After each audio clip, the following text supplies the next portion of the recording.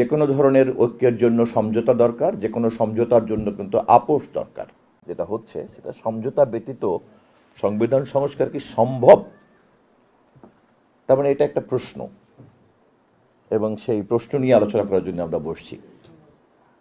অতএব এটা যে এখন একটা প্রশ্ন, এটা আমরা যারা মনে করি, আর যারা মনে করি যে এই প্রশ্নটা মীমাংসিত হয়ে গিয়েছে, উত্তর তৈরি হয়ে গিয়েছে, তারা কিন্তু আরেকটা মনোজগতের মধ্যে আছি।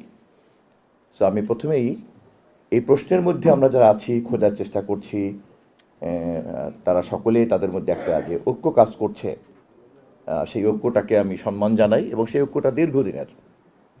এবং আমি মনে করি সেই ঐক্যের পাটাতনে ৩১ দফা রয়েছে।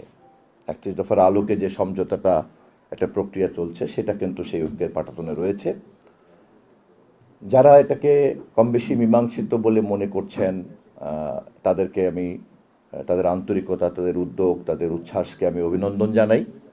এবং আমি মনে করি যে আমাদের মধ্যে যাদের মধ্যে এই প্রশ্ন আছে, তাদের উচিত তাদেরকেও আমরা যেখানে দাঁড়িয়ে এখনো একটু অনুসন্ধানী, বা কিভাবে আলোচনা, সমঝোতার জন্য যতটুকু আপোষ, এবং তারপরে একটা ঐক্য, এবং তার ভিত্তিতে একটা সংবিধান, এই প্রক্রিয়াটার মধ্যে দিয়ে আমরা যারা চলছি, যারা এই প্রক্রিয়াটা বা এই ধরনের মনোজগতের বাইরে আছেন, তাদেরকে অন্তর্ভুক্ত করাটা কিন্তু খুব জরুরি। কি চাই সেটা খোঁজার জন্য চিন্তার প্রক্রিয়াটা যদি মৌলিকভাবে একরকম না হয়, তাহলে কিন্তু একটা পর্যায়ে গিয়ে চিন্তার পার্থক্য তৈরি হতে পারে। ফলে যে কোনো ধরনের ঐক্যের জন্য সমঝোতা দরকার, যে কোনো সমঝোতার জন্য কিন্তু আপোষ দরকার। এবং এই আপোষ কিন্তু কোনো খারাপ কিছু নয়, বা এটা বড় ধরনের কোনো আত্মসমর্পণ না।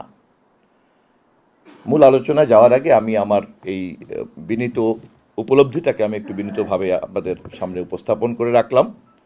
এবং এখানে যদি আমরা একই রকম পদ্ধতিতে চিন্তা করতে পারি, আমাদের থট প্রসেসটা যদি আমরা এক জায়গাতে নিয়ে আসতে পারি, আমি মনে করি যে ফ্যাসিবাদ বিরোধী লড়াইয়ের যে দীর্ঘ সংগ্রাম, ত্যাগ, তিতিক্ষা, এবং পরিশেষে জুলাই আগস্টের যে তার একটা চূড়ান্ত বহিঃপ্রকাশ, এবং তার সঙ্গে আমাদের সকলেরই যে সংশ্লিষ্টতা, সেটাকে আমরা একটা কাঙ্ক্ষিত পরিণতির দিকে ধীরে ধীরে নিয়ে যেতে পারবো।